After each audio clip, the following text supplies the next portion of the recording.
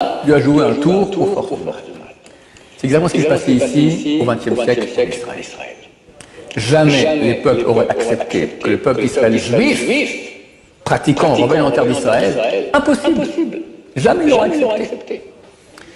Alors Dieu leur a dit, écoutez, vous êtes une bande de nuls. 2500 ans que vous avez les Juifs sous votre main, dans vos pays, sans armée, sans rien. Vous n'avez pas réussi à les éliminer? Chaque génération, on fait des décrets contre vous pour les éliminer. Vous n'avez pas réussi? Vous êtes des nuls! Même la Shoah, ok, un tiers, bravo. Il y a 2 tiers qui sont encore vivants. Comme ça, Dieu leur a dit, aux forces du mal. Je vous propose un truc bien meilleur. Vous êtes des nuls. Donnez la besogne aux Juifs. Il y a maintenant des Juifs qui sont anti-Juifs, qui sont anti-Torah. Donnez-leur la terre d'Israël. Tous les Juifs vont venir en terre d'Israël.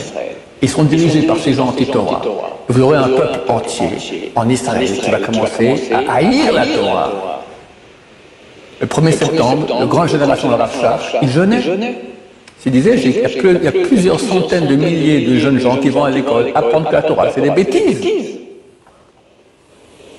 ne faut pas imaginer la haine de Torah qu'il y avait dans ce pays. Maintenant, ça commence à changer. Qu'il y avait dans ce pays. C'est phénoménal.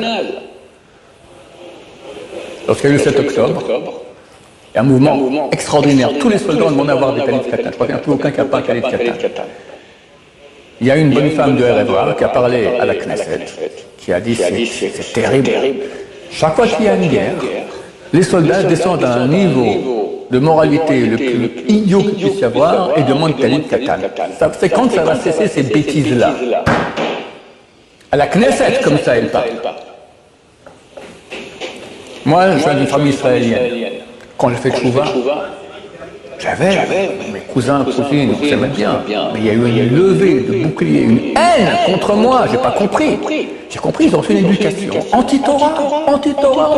Ce tchouva, c'était terrible. Alors Dieu dit au côté négatif, Torah and Gay Pride, international, à Jérusalem, la ville sainte, la veille de Rosh Hashanah, le jour du jugement. C'est bon ça. Tu auras quelques centaines de milliers d'enfants qui vont aller le 1er septembre et toute l'année apprendre à l'école que la Torah c'est des bêtises. Tu auras la queue pour les boucheries de porc. Tel Aviv sera la ville la plus sympa homosexuelle au monde. Etc. Le côté du mal. C'est bon, allez, donnez-moi. On signe. L'ONU vote, on donne cette terre au peuple d'Israël. Pourquoi ils ont fait une chose pareille? L'ONU, c'est pas l'ONU, c'est l'OLU. C'est l'organisation des loups unis. Le peuple d'Israël comparé à une brebis parmi 70 loups qui veulent la dévorer. À la fin, les loups disent, on te donne maintenant, tu peux rentrer dans ta terre. Ça sent un coup fourré, bien sûr coup fourré. Parce que ces juifs-là, du Erev Rav, vont faire du peuple d'Israël un peuple goy.